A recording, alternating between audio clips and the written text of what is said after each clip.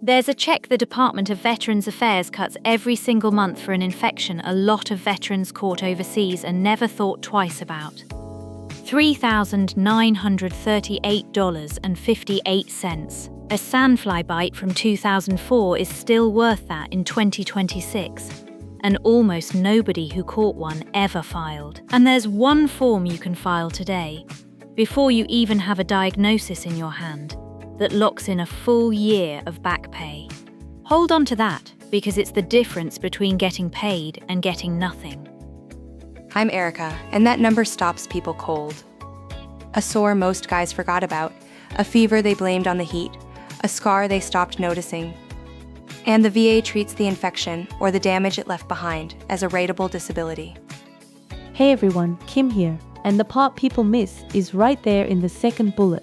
It isn't only the active infection, it's the residual too, the liver that never fully bounced back, the numb patch of skin, the scar that stayed. If anyone wants to check, that distinction is the whole ball game. Lewis here, and here's the wound underneath the money. No claim on file, no back pay. Doesn't matter how sick you were in 2005. The VA pays from the date you raised your hand, not the day you got bitten. And these are not exotic, 1 in a million bugs. Leishmaniasis comes from a sandfly bite, the desert sore troops nicknamed the Baghdad boil. Anaplasmosis rides in on a tick, same family as Lyme. Actinomycosis can quietly set up in an old wound. Ordinary exposures in the exact places we sent people for 20 years. So last time I promised you the ratings the VA almost never volunteers, the ones filed under names you have never heard. This is one of them. And the fix for that missing claim problem is the 5th line here. An intent to file locks your effective date the day you send it, and everything you're owed counts from that date forward. Well, here's the ruling on where the proof lives. You don't have to remember the sandfly. Your C-file already knows where you served and when. That belief that you need some perfect old record you lost years ago, it's reasonable, it's wrong, and it will cost you if you act on it. And this is the question under every VA video like this one. Someone wrote in and said, I had that desert sore in Iraq back in '05 and it's just a scar now. Is a scar even worth filing? Short answer, yes, and I'll show you why the scar still has a number on it. And that's where it goes wrong for so many people. A veteran with the scar, the deployment, the whole story files the claim, and the VA still says no, because of one word missing from her file.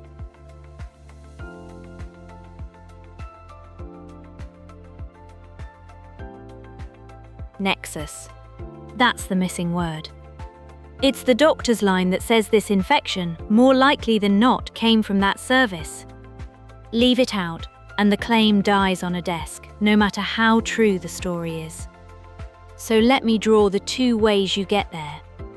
Because there are 2 doors into service connection, and most people only know one exists. The first one, the VA opens for you.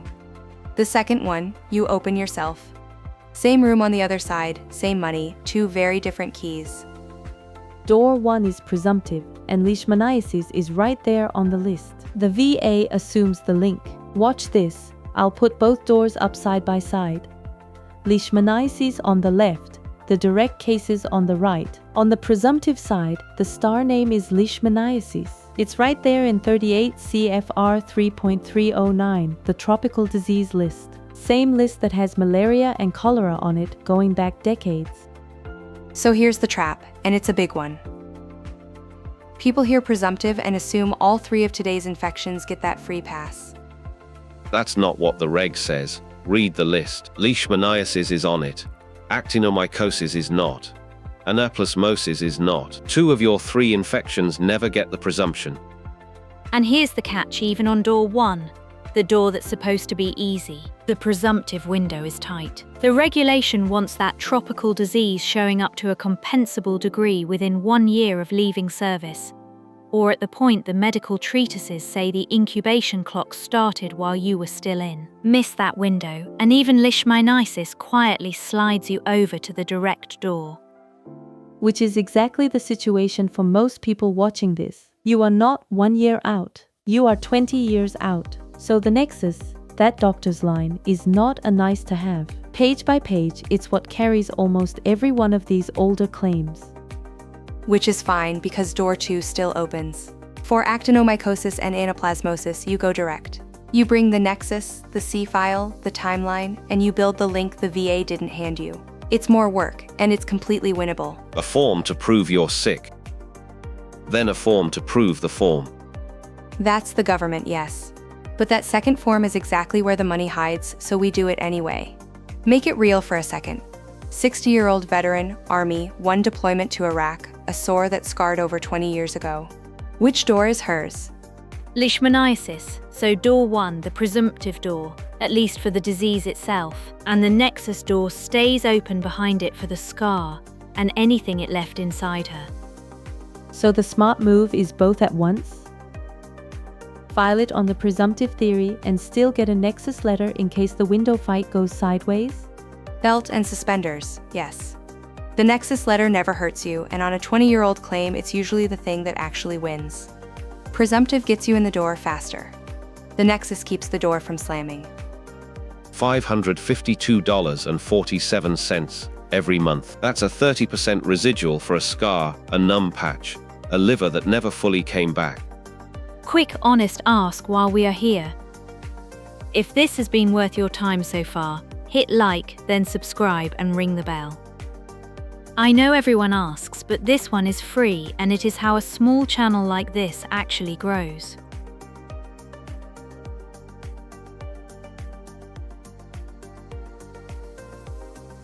Kim, you had the rating tables open all week. When one of these infections is actually active in someone's body, what does the VA actually pay? Okay, so the code is the 6301, diagnostic code 6301, visceral leishmaniasis. And it's not some little fraction. While the disease is active, it's rated 100%, full stop. And here's the piece people never see coming. That 100% doesn't switch off the day treatment ends. The rule keeps the full rating going past the end of treatment, and only then does a re-exam happen. 6 months after treatment, a mandatory re-exam sets the next number. So hold on to that 100% because there's a version of this that keeps paying long after you're cured. I'll come back to it before this video ends. Think of it like this. The infection is the fire, and the rating follows the fire.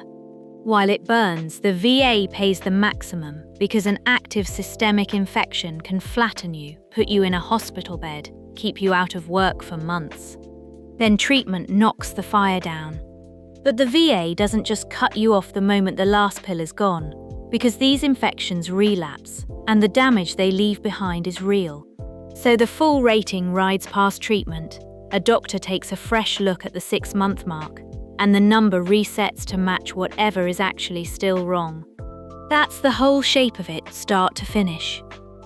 And these things wait. There's published research on visceral leishmaniasis sitting silent in soldiers who deployed to Iraq. No symptoms for years. Then something knocks the immune system down, and it wakes up. That's your decades later case, in one sentence. So the veteran who thinks the door closed the day they came home, it didn't. The infection kept its own calendar, on its own schedule, ignoring yours completely. And the rating is waiting for the day it flares back up, or the day a doctor finally documents the residual it left behind. That day can be this year, 20 years after the bite. And once you put a real dollar figure on a full rating, the number is bigger than people brace for. A year of it lands at, Kim, say that number again. Slowly. This one needs to land. $47,262. A year, that's 100% for a veteran alone at the current rate. Every month it's $3,938.58 tax-free. This one has been sitting under every video like this for weeks. Someone keeps asking, if it's just a scar now, how is that 100%? It's not. That's the honest answer. The 100% is only while the disease is active. A scar that healed years ago is a residual, and residuals rate lower, so the fourth bullet is the correction. In red for a reason. Stop right there. That number isn't the whole story. My lane. It's yours. Go.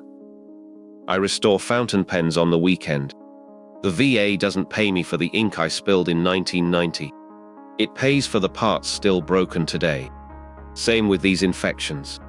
The active fire pays 100. What is left broken after pays its own way, and none of it counts until you file. And here's the cruel part. None of that 47,000 pays you a dime for the years you waited. Unless you did one thing first, on the day you filed.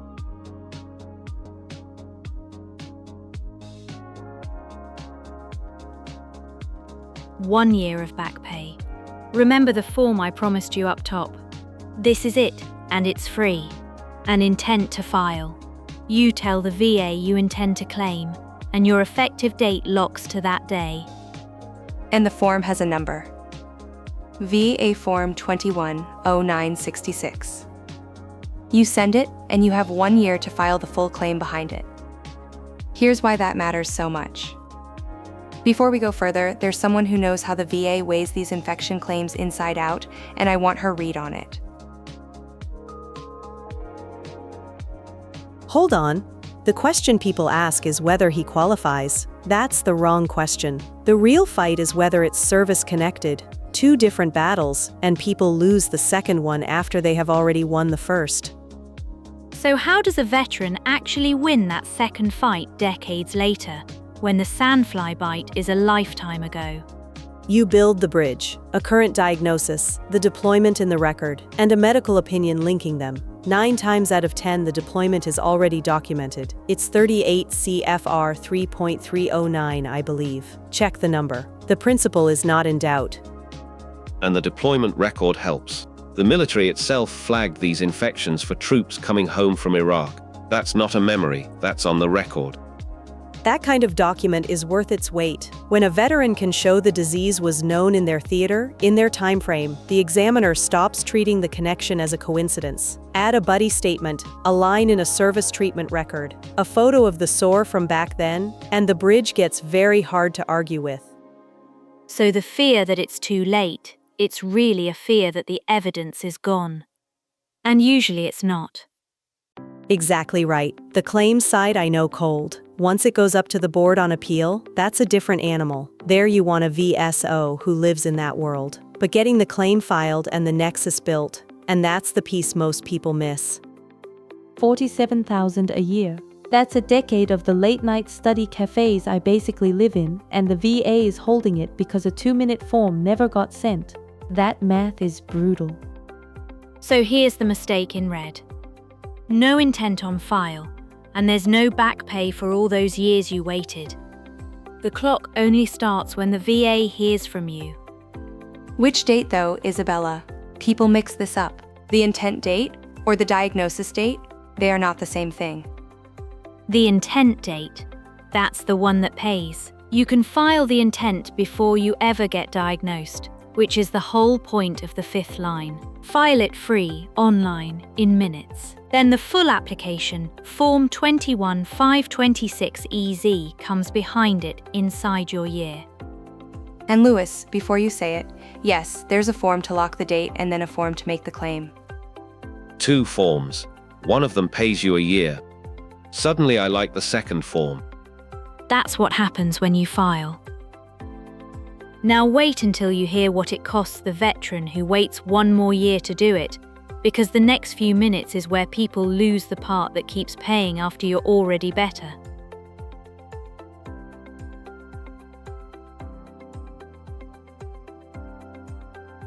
Okay, the thing I promised to come back to. The 100% ends. But the damage does not, and that keeps paying. Right, active clears and the residual gets its own rating. That's the version that pays after you're cured. So that 47,000 while it's active doesn't vanish. It steps down to whatever the residual rates. Scars first. Disfigurement rates under the 7800 codes. A face scar can carry real weight. And it's not just skin. Organ damage, nerve damage, chronic fatigue, each one gets its own line. So one infection can throw off 3 or 4 separate ratings. Combined, not added. That's its own trap for another day. Which means when the active case ends, your rating doesn't just Drop to 0 once you're cured, right? no. 0 only if nothing is left. A scar still rates, damage still rates. That's the correction. You know the case shape that keeps coming up on this exact topic. The intent to file one? Lewis, go. A veteran, kept anonymous. Iraq, around 2004. Desert sore, healed, forgot about it. 20-something years later, files. Sends the intent first, in March, maybe April. Wait. Back up to the intent date. Why does that one matter? Because the grant came 14 months later. But the money counted from the intent. Let me put that math on the board because this is where the intent form earns its keep. Start with the monthly, $552.47 a month at a 30% residual, times 14 months, back to the intent date.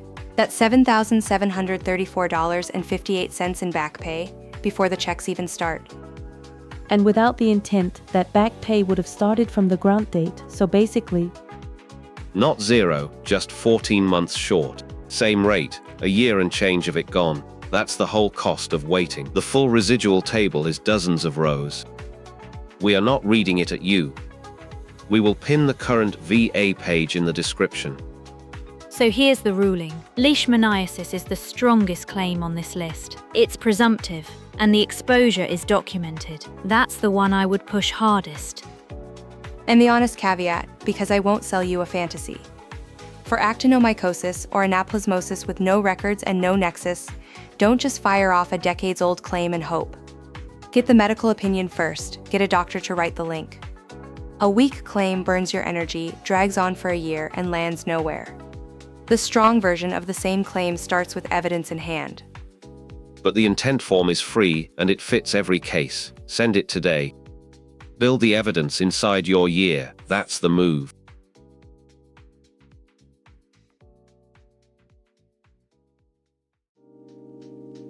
So here's the whole thing in one line. An old infection is not old money. It's back pay with a clock running on it. Right door, right form. And for you watching, the move tonight is small and free. Send the intent to file even before the diagnosis and start the clock in your favor. next time the exposure that's not an infection at all. The one that hides in your lungs for 30 years and shows up looking like something else entirely. For the veteran with no records and no nexus, I still say get the doctor's letter before the form. The math is the math. My answer stays. If this cleared up even one thing you didn't know you could claim, like the video and subscribe. It genuinely helps us build this series for veterans who need it. And one last question for you. Did you catch something overseas and just live with it? A sore, the fevers, the scar. Have you ever filed? Tell us below. This is Isabella. Old infection, new claim, one free form. Thanks for watching and signing off. That was close to a full 10, Isabella. I reserve 10s for episodes I hosted personally, and that is just my standing policy. This is Professor Erica. Thanks for watching and signing off.